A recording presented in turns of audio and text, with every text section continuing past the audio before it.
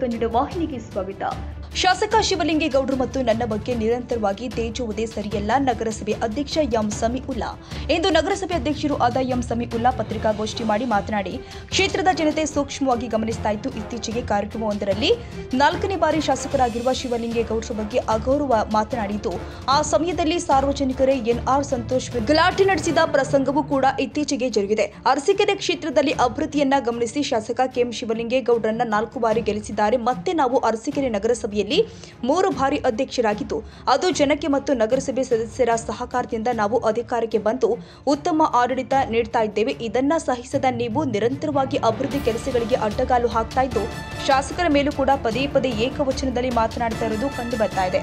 ಇದು ಹೀಗೆ ಮುಂದುವರೆದ್ರೆ ಸರಿಯಲ್ಲ, ಇಲ್ಲಿಗೆ ಇದು ಕೊನೆಯಾಗಬೇಕು ಅಂತ ತಿಳಿಸಿದ್ರು. ಇದು ಹೀಗೆ ಮುಂದುವರೆದ್ರೆ ಅರಸೀಕೆರೆ ಕ್ಷೇತ್ರದ ಜನರೇ ನಿಮಗೆ ತಕ್ಕ ಉತ್ತರ ಕೊಡುವ ಪರಿಸ್ಥಿತಿ ಎದುರಾಗುತ್ತೆ ಎಂದಿದ್ದಾರೆ.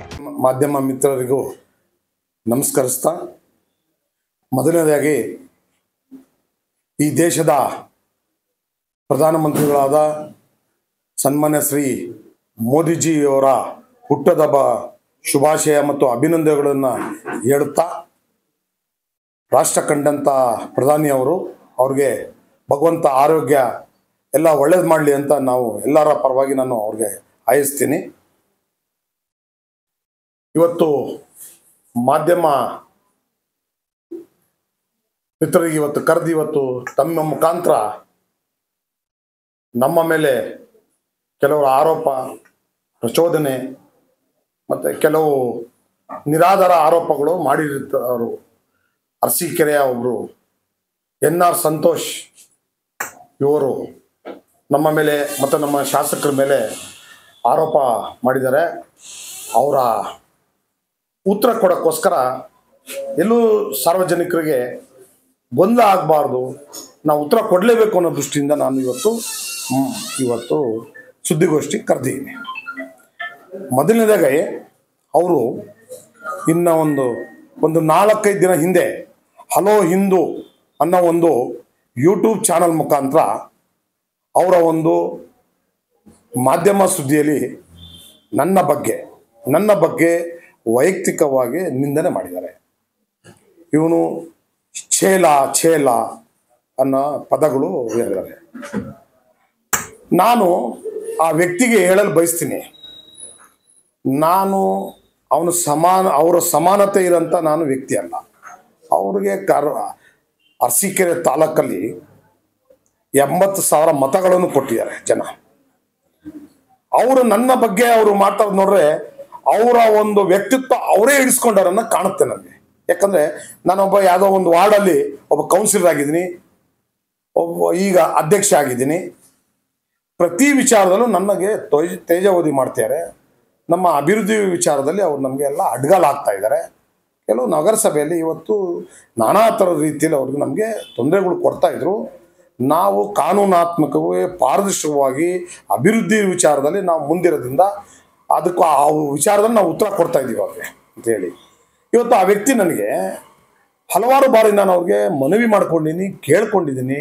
ನಾವು ನಿಮ್ಮ ಸಮಾನತೆ ಅಲ್ಲ, ನನಗೆ ಏಕವಚನ ಮಾತಾಡಬೇಡಿ, ನನ್ನ ಮಗಳು ನಿಮ್ಮ ವಯಸ್ಸು 4-5 ವರ್ಷ ಡಿಫ್ರೆನ್ಸ್ ಇದೆ, ನನಗೆ 52 ವರ್ಷ, ನಿಮಗೆ 37 ವರ್ಷ, ಆ ಒಂದು ವಯಸ್ಸಿಗಾದ್ರೂ ನೀವು ಬೆಲೆ ಕೊಡಿ ಅಂತ ಹೇಳಿ ಹಲವಾರು ಬಾರಿ ಅವ್ರಿಗೆ ನಾನು ಮನವಿ ಮಾಡ್ಕೊಂಡಿದ್ದೀನಿ. ಆದರೂ ಆ ಮನವಿಗೆ ಅವರು ಎಲ್ಲೂ ಸ್ಪಂದಿಸಿಲ್ಲ ಅವರು. ಆದ್ರಿಂದ ಯಾಕಂದರೆ ಅವ್ರಿಗೆ ಉತ್ತರ ಕೊಟ್ಟಿಲ್ಲ ಅಂದರೆ ಅವ್ರದ್ದೇ ನಾನಾ ಥರಗಳು ವಿದ್ಯೆಗಳು ಇರ್ತವೆ. ಇವತ್ತು ಹೇಳ್ತೀನಿ, ಅದಕ್ಕೆ ಆ ವ್ಯಕ್ತಿಗೆ ಹೇಳ್ತೀನಿ, ದಯಮಾಡಿ ನನಗೆ ಆ ಪದ ಯೂಸ್ ಮಾಡೋದು ಬಿಡು. ನಮ್ಮ ಹಿತೈಷಿಗಳು ಇವತ್ತು ನಮ್ಮ ಅಭಿವೃದ್ಧಿ ದೃಷ್ಟಿಯಲ್ಲಿ ಇವತ್ತು ನಮ್ಮ ಪ್ರೀತಿ ವಿಶ್ವಾಸ ಎಲ್ಲರೂ ಬಂದು ಕೆಲಸ ಮಾಡಿಸ್ಕೊಂಡು ಹೋಗ್ತಾರೆ. ಕೆಲಸ ಮಾಡ್ತಾ ಇದ್ದೀವಿ. ಆಮೇಲೆ ನಿನಗೆ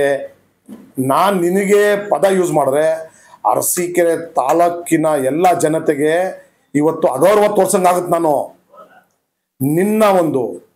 ನಾನು ಪದ ಯೂಸ್ ಮಾಡಿದ್ರೆ ನಿನಗೆ ಮೈಸೂರಿನ ಸ್ಯಾಂಟ್ರೋ ರವಿ ಜೊತೆ ನಿನಗೆ ಏನಂತ ಹಾಕಿ ಪ್ರಶ್ನೆ ಮಾಡಿದ್ದು ಯಾವ ಪತ್ರಿಕೆ ಅದು ಹೇಳಿದ್ರೆ ಅರಸೀಕೆರೆ ತಾಲೂಕಿನ ಜನತೆ ನೊಂದ್ಕೊಂತಾರೆ. ನಾವು ಇಂಥವನ್ಗೆ 80,000 ಮತ ಕೊಟ್ಟವಲ್ಲ ನಾವು ಅಂತ ಹೇಳಿ ನೊಂದ್ಕೊಳ್ತಾರೆ. ಆದ್ರಿಂದ ನಾ ಎಷ್ಟು ಸಲ ಹೇಳಿದ್ರು ನಿಮ್ಮ ಚಾಲಿ ಬಿಡಲ್ಲ. ಇನ್ಮೇಲೆ ಏಕವಚನದಿಂದ ನಾವು ನಿಮ್ಮ ಮೇಲೆ ವೈಯಕ್ತಿಕವಾಗಿ ನಾವು ನಿಮ್ಗೆ ಪ್ರಚಾರ ಮಾಡಬೇಕಾಗುತ್ತೆ. ಹುಷಾರ್. ನಾವೇನು ನಮ್ಗೇನು ಕಾಗೆ ಕಚ್ಕೊಂಡ್ ಬಂದಿಸ್ತಿಲ್ಲ. ನಾವು ಈ ಮಣ್ಣಲ್ಲಿ ಹುಟ್ಟಿ ನಾವು ಈ ಮಣ್ಣಲ್ಲಿ, ನೀವಾದ್ರೂ ಇನ್ನೂ 70 ಕಿಲೋಮೀಟರಿಂದ ಬಂದಿರೋದು. ನಾವು ಇಲ್ಲೇ ಹುಟ್ಟಿ ಇಲ್ಲೇ ಬೆಳೆದು ಬಡವರು ಕಷ್ಟ ಸುಖ ಜೊತೆ ನಾವು ಇವತ್ತು ಬೆಳೆದು 30 ವರ್ಷ ರಾಜಕಾರಣಿ. ನನಗೆ ರಾಜಕೀಯದ ಅನುಭವ ಆಗಿರೋಷ್ಟು ನಿನಗೆ ವಯಸ್ಸಾಗಿಲ್ಲ. ನೀನು ಮಾತೆತ್ತಿದ್ರೆ ಚೇಲ ಚೇಲ ಚೇಲ ಅಂತೀಯ ಅಂತ ಹೇಳಿ ಇವತ್ತು ಇನ್ನೂ ಒಂದು ಏಕವಚನ ನಿಂಗೆ ಹೇಳ್ಬೋದು. ಬಟ್ ಆದರೂ ನಾನು ಈ ತಾಲೂಕಿನ ಜನತೆಗೆ ಗೌರವ ಕೊಟ್ಟು ನಾನು ಆ ಪದ ಯೂಸ್ ಮಾಡಲ್ಲ. ದಯಮಾಡಿ ಇನ್ನೂ ಮುಖಾಂತರ ನಾನು ಮನವಿ ಮಾಡ್ಕೊತೀನಿ, ಆ ಪದ ಯೂಸ್ ಮಾಡಲ್ಲ. ನೀನು ನನ್ನ ಕಾರ್ಯವೈಖರಿ ಬಗ್ಗೆ ಆರೋಪ ಮಾಡಿ, ಭ್ರಷ್ಟಾಚಾರ ಮಾಡಿದ್ರು ಆರೋಪ ಮಾಡಿ, ಕೆಲಸ ಕಾರ್ಯವಿಚಾರ ಆರೋಪ ಮಾಡಿ, ನಾನು ಅದಕ್ಕೆ ಬೇಡ ಅನ್ನಲ್ಲ. ನೀವು ವೈಯಕ್ತಿಕವಾಗಿ ಈ ವಿಚಾರ ಮಾಡೋದ್ರಿಂದ. ಆದರೆ ಇನ್ನು ಮುಂದೆ ಹೇಳಿದ್ರೆ ನಾವು ಎಲ್ರಿ ನಾವೊಂದು ಸ್ವಲ್ಪ ನಾವು ಸಣ್ಣ ಜನ, ನಾವು ಕೊಚ್ಚೆ. ನಮ್ಮೇಲೆ ಯಾಕೆ ನೀವು ಕಲ್ಲಾಕಿ ನೀವು ಮಖ ಕಾರಿಸ್ಕೊಂತೀರಿ? ಬೇಡ. ನೀವು ರಾಜ್ಯ ಮಟ್ಟದ್ದು ನಾಯಕರು, ನೀವು ರಾಜ್ಯ ಮಟ್ಟದಲ್ಲಿ ರಾಜಕಾರಣ ಮಾಡಿ. ನಮ್ಮ ಮಾಡ್ಕೊಂಡು ನೀವು ಹಂಗಾರೆ ಇನ್ನು ನಿಮ್ಮ ಬೆಲೆ ಏನಂದ್ರೆ ನಗರಸಭೆಗೆ ಸೀಮಿತ ಆದಂಗೆ ಕಾಣ್ತೀರ. ನೀವು ಒಬ್ಬ ಕೌನ್ಸಿಲರ್ಗೆ ನೀವು ಈ ಥರ ನಿಂದನೆ ಮಾಡ್ತೀರ ಅಂದರೆ ನೀವು ಮುಂದೆ ನೀವು ಕೌನ್ಸಿಲರ್ ಸೀಟ್ಗೆ ನೀವು ಲಾಯಕು ಅನ್ನಂಗೆ ನನ್ನ ಒಂದು ಅನಿಸಿಕೆ ನಾನು ತಿಳ್ಕೊಂಡಿನಿ. ಅದ್ರದ್ದು ಹಿನ್ನೆಲೆ ಹೇಳ್ತೀನಿ. ನಿಮ್ದು ಏನಿದೆ ಅಂದರೆ ನಾಲ್ಕಿನ ಜನತೆ ಮುಂದೆ ನಾವು ಹೇಳಬೇಕಾಗುತ್ತೆ. ಅದ್ರ ಜೊತೆನೆ ಶಾಸಕರಿಗೆ ಬಗ್ಗೆ ನೀವೇನು ಅಗೌರವ ಮಾತಾಡ್ತೀರಿ? ಅವ್ರ ರಾಜಕೀಯ ಅನುಭವ ಆದಷ್ಟು ನಿಮಗೆ ವಯಸ್ಸಾಗಿಲ್ಲ. ಅವನು ಇವನು ಅಂತ ಪದ ಯೂಸ್ ಮಾಡ್ತೀರಾ. ಮಂತ್ರಿ ದರ್ಜೆ ಎಂಥದ್ದು ಅವರು ನಾಯಕರು, ಮಂತ್ರಿ ದರ್ಜೆ ಇವರು ಅಂಥವ್ರು ಅಂತ ಯೂಸ್ ಮಾಡಿ ಅವ್ರ ಬಗ್ಗೆ ರಾಗಿ ಕಳ್ಳ, ಆ ಮನೆ ಕಳ್ಳ ಅಂತಿರಲಿ. ಅದ್ರಲ್ಲಿ ಏನು ಹೇಳಿದ್ರೆ ಆ ರಾಗಿ ಆರೋಪಿ ಇರೋನು ಇವತ್ತು ಬಂದು ಪ್ರೆಸ್ ಕೊಟ್ಟ. ಆ ಪ್ರೆಸ್ಗೆ ಉತ್ತರ ಕೊಡೋ ಯೋಗ್ತಿ ನಿನ್ಗಿಲ್ಲ. ಏನಂತ ಹೇಳ ಅವನು? ಇದ್ರ ಹಿನ್ನೆಲೆ ಯಾರಿದ್ದಾರೆ ಅಂತ ಹೇಳ್ದ. ಇದೇ ಪ್ರಜ್ವಲ್ ಅಂತ ಒಂದು ತಳ್ಳೂರು ಹುಡುಗ ಯಾರಿದ್ದಾರೆ ಈ ರಾಗಿ ಕಳ್ತನದಿಂದ ಯಾರಿದ್ದಾರೆ ಅಂತ ಹೇಳ್ದ. ಅದಕ್ಕೆ ಉತ್ತರ ಕೊಟ್ಟಿದ್ದೇನಪ್ಪ ನೀನು? ಫಸ್ಟ್ ಅದು ಉತ್ತರ ಕೊಡು, ಆಮೇಲೆ ನನ್ನ ಶಾಸಕರ ಮೇಲೆ ಆರೋಪ ಮಾಡುತ್ತೆ. ಹೌದು, ಮನೆಯಲ್ಲಿ ಯಾರೋ PDO ಯಾರು ತಪ್ಪು ಮಾಡಿದ್ದಾನೆ, ಅದಕ್ಕಿದೆ ಅವ್ರ ಮೇಲೆ ಪನಿಷ್ಮೆಂಟ್ ಆಗುತ್ತೆ. ಅದಕ್ಕೂ ನಮ್ಮ ಶಾಸಕರಿಗೆ ಏನು ಸಂಬಂಧ? ಅದಕ್ಕೆ ಸಂಬಂಧಪಟ್ಟಂತ ನಮ್ಮ ಶಾಸಕರು ಕ್ರಮ ತಗೊಳ್ತಾರೆ. ಅವರ ವೈಯಕ್ತಿಕ ಇದು ವಿಚಾರ. ನಾನು ಇದು ಜೊತೆಲೆ ನಾನು ಹೇಳಕ್ಕೆ ಇಷ್ಟಪಡ್ತೀನಿ. ಇವನು 3 ಸಲ ಅಧ್ಯಕ್ಷ, BCMA ಆದರೂ ಇವನೇ, ಜನರಲ್ ಆದರೂ ಇವನೇ ಅಂತ. ನಿನಗೇನು ನೈತಿಕತೆ ಇದೆ? ನಿನ್ಗೇನು ಹಕ್ಕಿದೆ ನನಗೆ ಕೇಳಕ್ಕೆ, ಪ್ರಶ್ನೆ ಮಾಡೋಕ್ಕೆ? ನೀನು ನನಗೆ ಅಧ್ಯಕ್ಷ ಮಾಡಿದ್ಯಾ? ಈ ನಗರ ಜನ ಮಾಡಿದ್ದಾರೆ. ನನಗೆ ಕೊಟ್ಟಂತ ಸ್ವಾತಂತ್ರ್ಯದ ಡೆಮಾಕ್ರಸಿಲಿ ಕ್ಯಾಟಗರಿ ನನಗೆ ಅಧ್ಯಕ್ಷ ಮಾಡಿದೆ. ಈಗ ನನಗೆ ನಮ್ಮ ನಗರಸಭಾ ಸದಸ್ಯರುಗಳು ನನಗೆ ನಂಬಿ ನನಗೆ ಇವತ್ತು ಮಾಡಿದ್ದಾರೆ. ನಾನು ಆ ನಂಬಿಕೆ ಉಳಿಸ್ಕೊಂಡು ಹೋಗ್ತಾ ಇದ್ದೀನಿ. ಇದಕ್ಕೆ ಹೇಳಕ್ಕೆ ನೀನು ಯಾರು? ಯಾಕೆ ಯಡಿಯೂರಪ್ಪಾಜಿ ಅವ್ರಿಗೆ ಕರ್ನಾಟಕ ರಾಜ್ಯದಲ್ಲಿ ಯಾರು ಸಿಕ್ಕಿಲ್ವಾ? ನಿನ್ನಂತೊಂದು ತಲೆ ಹಿಡ್ಕನಬೇಕಿತ್ತ ಇವತ್ತು ಅವ್ರಿಗೆ ಸೆಕ್ರೆಟರಿ ಮಾಡ್ಕೊಳಕ್ಕೆ? ಹುಷಾರ್, ಇನ್ನೂ ವರ್ಡ್ಗಳು ಬರ್ತವೆ. ಇನ್ನೊಂದ್ಸಲಿ ಹೇಳಿದ್ರೆ ಚೆನ್ನಾಗಿರಲ್ಲ. ಇದು ನಾನು ಕೊನೆ ವಾರ್ನಿಂಗ್ ಹೇಳ್ತಾ ಇದ್ದೀನಿ. ಯಾಕಂದ್ರೆ ನಾವು ಎಲ್ಲದಕ್ಕೂ ರೆಡಿ. ನೀನು ಹೆಂಗಿದ್ಯಾ ಹೇಳ್ತೀಯಲ್ಲ, ಬಹಿರಂಗ ಪ್ರಚೋದನೆ ಮಾಡಿ ಇವತ್ತು ಹೇಳ್ತೀನಿ. ಅದು ನೀನು ಯಾವ ಥರ ವ್ಯಕ್ತಿ ಅನ್ನೋದು ಹೇಳ್ತೀನಿ ನಾನು ನಿನಗೆ. ಹೆಂಗೆ ಯಡಿಯೂರಪ್ಪಾಜಿ ಅವ್ರಿಗೆ ಯಾರೂ ಇರಲಿಲ್ವಾ? ಯಾಕೆ ನಿನಗೆ ಮಾಡಬೇಕಿತ್ತ ಅವರು ಸೆಕ್ರೆಟ್ರಿ? ಕರ್ನಾಟಕ ರಾಜ್ಯದಲ್ಲಿ ಆ ಪಕ್ಷದ ದೊಡ್ಡದವ್ರು ಯಾರು ಇಲ್ವಾ? ಅವ್ರಿಗೆ ಏನು ಮಾಡಿದೆ ನೀನು? ಇಡೀ ರಾಜ್ಯಕ್ಕೆ ಗೊತ್ತು ನೀನು ಏನು ಮಾಡಿದ್ಯಾ ಅಂತ. ಅವ್ರ ಮನೆ ನಿಮ್ಮ ಸ್ವಂತ ಕುಟುಂಬ, ನಿಮ್ಮ ನೆಂಟಿಸ್ತಾನೆ. ಇವತ್ತು ಅವ್ರ ಮನೆ ಬಾಗಿಲಿಗೆ ಹೋಗಿದ್ಯಾ ನಿಂಗೆ ಅಧಿಕಾರ? ನೀನು ಹೋಗಕ್ಕೆ ನೀನು ನೈತಿಕತೆ ಉಳಿಸ್ಕೊಂಡಿದ್ಯಾ? ಇವತ್ತು ಅವ್ರ ಮನೆ ಅನ್ನ ತಿಂದು ಅವರ ಒಂದು ಹೆಸರಿನ ನಾಯಕತ್ವ ಬೆಳೆಸ್ಕೊಂಡು ಇವತ್ತು ಅವ್ರ ಮನೆಗೆ ಕನ್ನ ಹಾಕ್ದವ್ ನೀವು, ಅವ್ರ ಕಣ್ಣರ್ ನೀರು ಹಾಕ್ದವ್ನು. ಒಂದು B ಫಾರಮು ಆ ಪಕ್ಷದ ಮಿಸ್ ಆಯ್ತು ಅಂದರೆ ನಿಮ್ಮ ಮನೆ, ನಮ್ಮ ತಂಗಿ, ನಿಮ್ಮ ಮನೆ ಸಹೋದರಿ, ನಮ್ಮ ತಂಗಿ ಎಲ್ಲ ಕರ್ಕೊಂಬಂದು ಸ್ಟೇಜ್ ಮೇಲೆ, ಮಕ್ಕಳು ಸ್ಟೇಜ್ ಮೇಲೆ ನೀನು ಡ್ರಾಮಾ ಮಾಡ್ದಲ್ಲ. ಈ ತಾಲೂಕಿನ ಜನಕ್ಕೆ ಗೊತ್ತಿಲ್ವಾ? ಅವ್ರ ಫೋಟೋ ಸುಟ್ಟಾಕ್ದೆ ನೀನು, ಅವ್ರ ಫೋಟೋ ಸುಟ್ಟಾಕ್ದೆ, ಅವ್ರ ಚಿಹ್ನೆ, ಆ ಪಕ್ಷದ ಚಿಹ್ನೆ ಇದು ಸುಟ್ಟಾಕ್ದೆ ನೀನು. ನಿನ್ಗೆ ಯಾವ ನೈತಿಕತೆ ಇನ್ನೊಂದು ಪಕ್ಷದ ಬಗ್ಗೆ ಮಾತಾಡೋಕ್ಕೆ, ಇನ್ನೊಬ್ರು ಮತ್ತೆ ಮಾತಾಡೋಕ್ಕೆ ನಿನ್ಗೆ ಯಾವ ನೈತಿಕತೆ ಇದೆ ಅಂತ ನಾನು ಹೇಳಿ, ಅದ್ರ ಜೊತೆನೆ ಮೊನ್ನೆ ನೀನು ನಮ್ಮ ನಾಯಕರು ದೇವೇಗೌಡಜಿ ಅವರು ನಮ್ಮ ನಾಯಕರು, ಅದೇ ಎರಡನೇ ಪ್ರಶ್ನೆ ಇಲ್ಲ. ಯಡಿಯೂರಪ್ಪಾಜಿ ಅವರು ನಮ್ಮ ನಾಯಕರು, ಅವರು ಇದು ರಾಜ್ಯ ಕಂಡಂತ ಇವತ್ತು ನಾಯಕರು. ಮೊನ್ನೆ ನೀನು ಹಲೋ ಹಿಂದೂ ಪ್ರೆಸ್ಸಲ್ಲಿ ನೀನು 1 ಗಂಟೆ ನೀನು ಕೊಟ್ಟಿದ್ಯಲ್ಲ, ಒಂದೇ ಸಲ ಆದರೂ ಯಡಿಯೂರಪ್ಪಾಜಿ ಅವ್ರ ಹೆಸರು ತಗೊಂಡಿದ್ಯಾ ನೀನು? ಇವತ್ತು ಈ ಮಟ್ಟಕ್ಕೆ ಬೆಳಿಬೇಕಾದ್ರೆ ಅವ್ರ ಹೆಸರು ಹೇಳ್ಕೊಂಡು ಅವ್ರ ಫೋಟೋ ಇಟ್ಕೋಬೇಕು ನೀನು. ಅವ್ರ ಹೆಸರು ಹೇಳ್ದ ನೀನು? ತಾಲೂಕಿನ ಜನಕ್ಕೆ ಗೊತ್ತಿಲ್ವಾ? ನೀನು ಎಂತವನು ಅಂತ.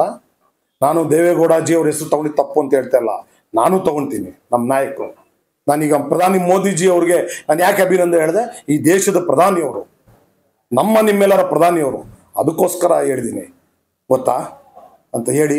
ಇದ್ರ ಜೊತೆನೆ ಈ ಮನುಷ್ಯನ ಒಂದು ಏನಿದೆ ಅಂದರೆ, ಈ ಮುಜಾರ್ ಮೂಲದಲ್ಲಿ ಈ ಹಿಂದೆ ಇವರು ಬಾಂಗ್ಲಾದೇಶಿಯವರು ಇದ್ದಾರೆ, ಅದು ಒಳಗೆ ಹೋಗೋಕ್ಕೆ ನಮಗೆ ಸಾಧ್ಯ ಇಲ್ಲ ಅಂತ ಪೊಲೀಸ್ ಇಲಾಖೆಗೆ ನೀನು ಆರೋಪ ಮಾಡಿ ಪೊಲೀಸ್ ಇಲಾಖೆಗೆ ನೀವು ತನಿಖೆ ಮಾಡಬೇಕು ಅಂತ ಆಗ್ರಹ ಪಡಿಸಿದವನು ಇವತ್ತು ಸಾವಿನ ಮನೇಲಿ ಹೋಗಿ ನೀನು ರಾಜಕಾರಣ ಮಾಡ್ತೀನಪ್ಪ.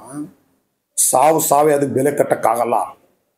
ನೀ ನಮಗೆ ಆ ಸಾವಿನ ಮನೆಗೆ ಹೋಗಿ ಸ್ಟೇಜಲ್ಲಿ ಯಾವುದೇ ಪೊಲೀಸ್ ಆಗಲಿ ನಗರಸಭೆದ ಅನುಮತಿ ತಗೊಂಡಲ್ಲಿ ನೀನು ಇವತ್ತು ಪ್ರಚೋದನೆ ಸಾವು ಮನೆ ಮುಂದೆ ಹೋಗಿ ಇವತ್ತು ನ್ಯಾಯಾಲಯ ಅವ್ರಿಗೆ ಒಂದು ಬೇಲ್ ಕೊಟ್ಟಿದೆ ಅಂತ ನ್ಯಾಯಾಲಯ ಮೇಲೆ ಪ್ರಶ್ನೆ ಮಾಡ್ತೇನೆ ನೀನು. ಎಂಥ ಸರ್ಕಾರ, ಎಂಥ ಇದು ಅಂತ. ಅಲ್ಲೇ ಆರೋಪಿ ಮನೆ ಇದೆ, ಏನಾರ ಮತ್ತೆ ಅದರಿಂದ ಪ್ರಚೋದನೆ ಆಗಿ ಆರೋಪಿ ಮನೆ ಮೇಲೆ ಏನಾರ ಅಟ್ಯಾಕ್ ಆದ್ರೆ ಅದಕ್ಕೆ ಯಾರು ಜವಾಬ್ದಾರು?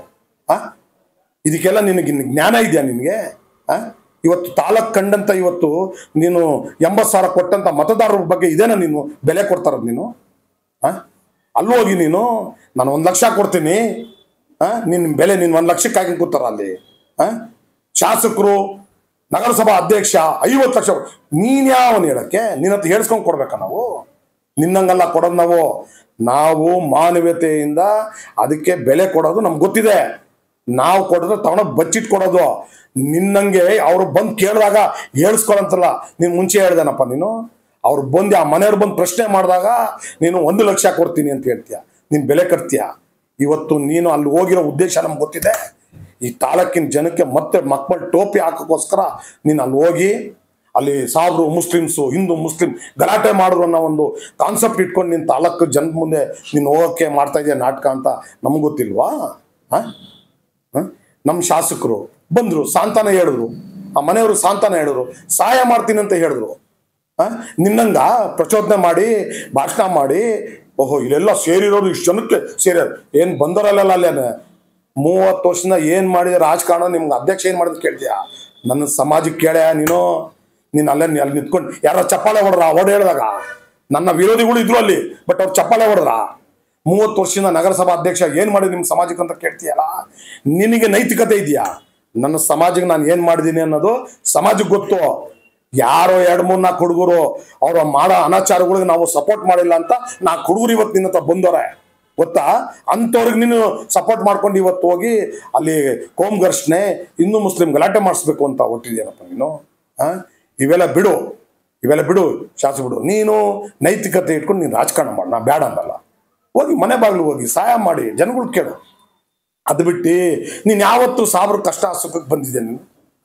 ಮುಸ್ಲಿಂ ಕಷ್ಟ ಸುಖ ಯಾವತ್ತು ಬಂದ್ಯಾ? ಇವತ್ತು ಮರ್ಡರ್ ಆಗಿದೆ, ಅಲ್ಲಿ ಏನೋ ಅನಾಹುತ ಆಗಬಾರ್ದಿತ್ತು, ಆಗೋಗಿದೆ.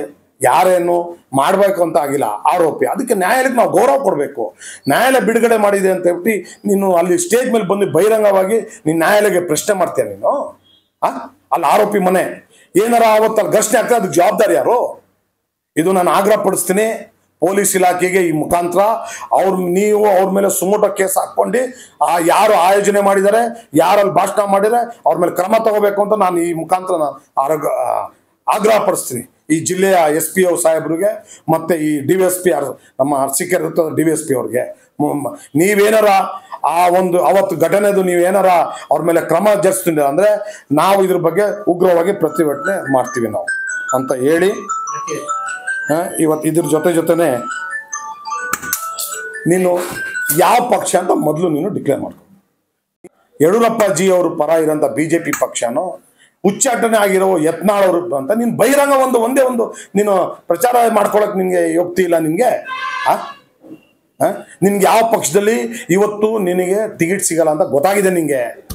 ಯಾರು ಉಳಿಸ್ಕೊಂಡಿದ್ಯಾ ನೀನು? ಹೋದ್ಸಲಿ 80,000 ಮತ ಕೊಟ್ಟಂತ ಸಮಾಜ ಈ ತಾಲೂಕಿನ ಲೀಡರ್ ನಾಯಕರುಗಳು ಶೇಖರಪ್ಪ ಅವರು ಎಷ್ಟು ಸಹಾಯ ಮಾಡಿದ್ದಾರೆ, ಉಳಿಸ್ಕೊಳಕ್ಕಾಯ್ತಾ ನಿನಗೆ ಅವ್ರ ಕೈಯಲ್ಲಿ? ಈಗ ಹೇಳಕ್ ಹೋದ್ರೆ ಇನ್ನೂ ಪಟ್ಟಿ ಇದೆ, ಇನ್ನೂ ಉದ್ದ ಪಟ್ಟಿ ಇದೆ. ಹೇಳಕ್ ಹೋದ್ರೆ ಯಾರು ಇಲ್ಲ ಅವ್ರು ನಿನ್ನ ಜೊತೆ.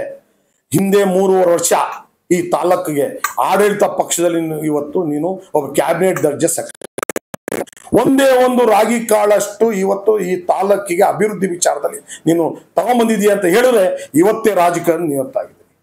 ಎಲ್ಲದಕ್ಕೂ ತೊಂದರೆ ಮಾಡಿರೋದೆ. ಇಂಜಿನಿಯರಿಂಗ್ ಕಾಲೇಜು ಇವತ್ತು ಬಡವ್ರ ಮಕ್ಕಳು, ಇವತ್ತೆಲ್ಲ ಮಕ್ಕಳು ಅಲ್ಲಿಗೆ ಇರ್ತಾರೆ. ಇವತ್ತು 4 ವರ್ಷ ನಿಧಾನ ಕಾರಣನೇ ನೀನು.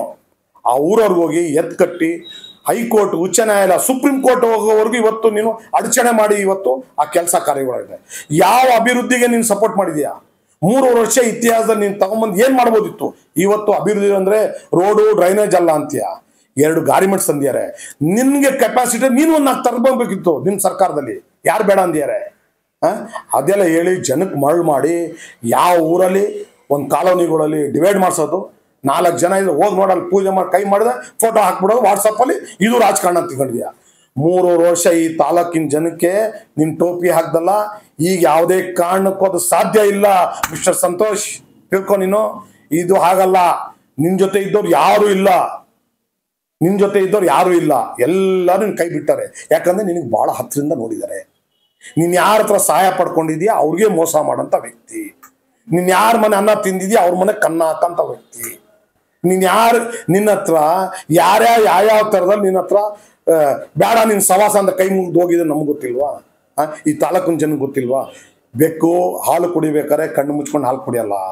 ಒಂದು ಸಲ ನಮ್ಮ ತಾಲೂಕಿನ ಜನ ಎಲ್ಲೋ ಒಂದು ಕಡೆ ಬದಲಾವಣೆನೋ ವಿರೋಧ ಅಲೆನೋ ಏನೋ ಒಂದಿತ್ತು ಅಂತ ಆ ಮಟ್ಟಕ್ಕೆ ನಿನಗೆ ಮತ ಕೊಟ್ಟರು.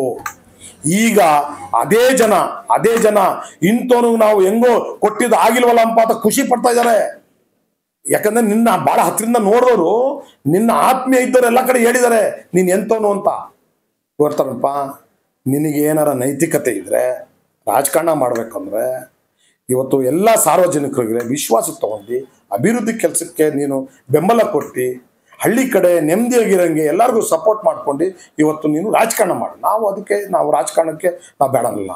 ಯಾಕೆ ಹೊಡೆದಾಡಿಸ್ತೀಯಾ? ಕೇಸು ಹಾಕ್ಸ್ತಾರೆ ಅಂತ. ಏನು ಕೇಸು? ನನ್ನ ಮೇಲೆ ನೀನು ಎಷ್ಟು ಅಟ್ರಾಸಿಟಿ ಸುಳ್ಳು ಕೇಸ್ ಹಾಕ್ಸ್ದೆ? ನೀನು ಬಂದು ನಮ್ಮ ಕಚೇರಿ ಹತ್ರ ನಮಗೆ ಪ್ರಚೋದನೆ ಮಾಡಿ ನಮ್ಮ ಮೇಲೆ ಗಲಾಟೆ ಮಾಡಿ ವಿತೌಟ್ ಪರ್ಮಿಷನು ಯಾವುದೇ ಠಾಣೆಯಲ್ಲಿ ನಗರಸಭೆ ಅನುಮತಿ ತಗೊಂಡಲೇ ಶಾಮಿಯಾನ ಕೂತ್ಕೊಂಡು ನಮ್ಮ ಮೇಲೆ ಸುಳ್ಳು ಆರೋಪ ಮಾಡಿ ನಮಗೆ ನೀನು ಪ್ರಚೋದನೆ ಮಾಡಿ ನಮಗೆ ಗಲಾಟೆ ಮಾಡಿ ಹೊಡೆಯಕ್ಕೆ ಬಂದ ನೀನು ನಮಗೂ ನಮ್ಮ ಉಪಾಧ್ಯಕ್ಷರಿಗೆ ಇವತ್ತು ಒಂದು ಕೇಸು ನಿನ್ನ ಮೇಲೆ FIR ಆಯಿತು ಅಂತ ಜನರು ಪ್ರಚಾರ ಮಾಡ್ತೀಯ. ನನ್ನ ಮೇಲೆ ಎಷ್ಟು ಸುಳ್ಳು ಕೇಸ್ ಹಾಕಿದೆ? ನನ್ನ ಮೇಲೆ ಎಷ್ಟು ಸುಳ್ಳು ಕೇಳಿ ಹಾಕ್ಸಿದ್ಯಾ ನೀನು? ಅದು ಗೊತ್ತಿಲ್ವಾ? ಜನಕ್ಕೆ ಗೊತ್ತಿಲ್ವಾ? ಅದಕ್ಕೆ ನ್ಯಾಯಾಲಯ ತೀರ್ಮಾನ ಮಾಡುತ್ತೆ.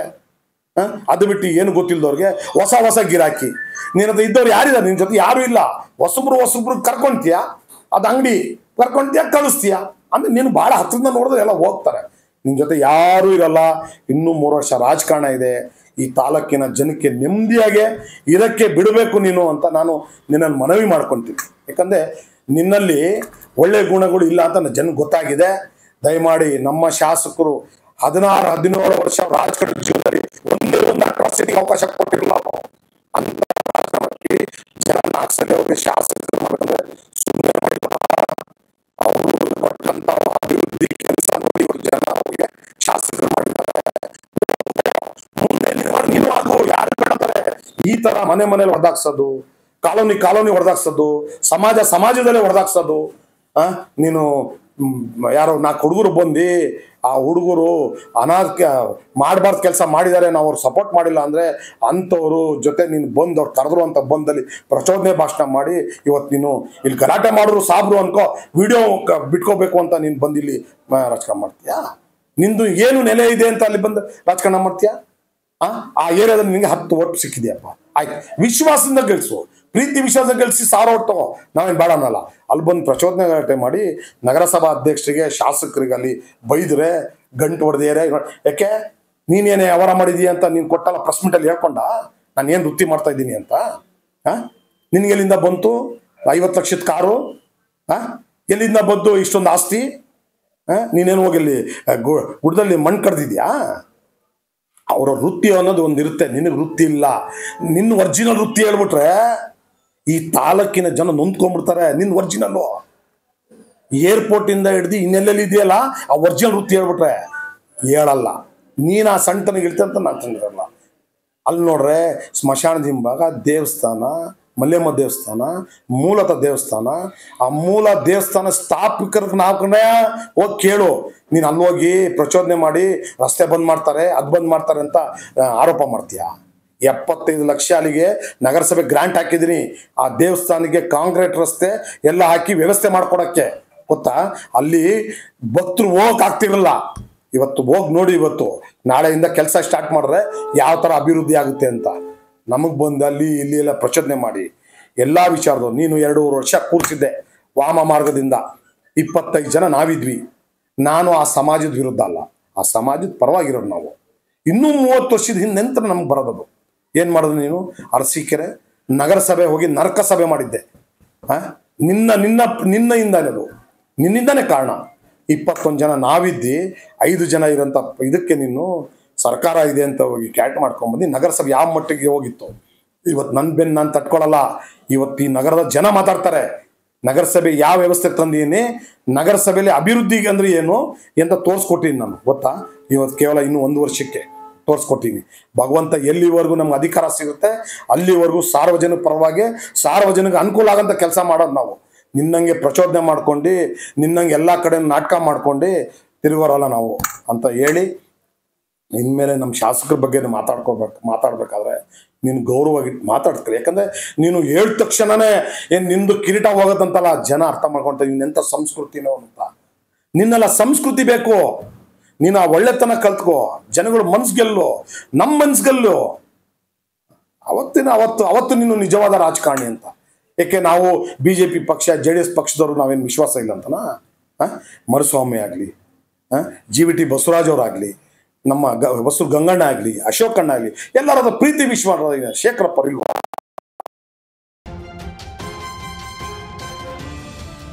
ತಾಜಾ ಸುದ್ದಿಗಾಗಿ MTV ನ್ಯೂಸ್ 24/7ಗೆ ಸಬ್ಸ್ಕ್ರೈಬ್ ಮಾಡಿ ಮತ್ತು ಬೆಲ್ ಐಕಾನ್ ಅನ್ನು ಒತ್ತಿ. ತಪ್ಪದೇ ಲಿಂಕ್ ಶೇರ್ ಮಾಡಿ.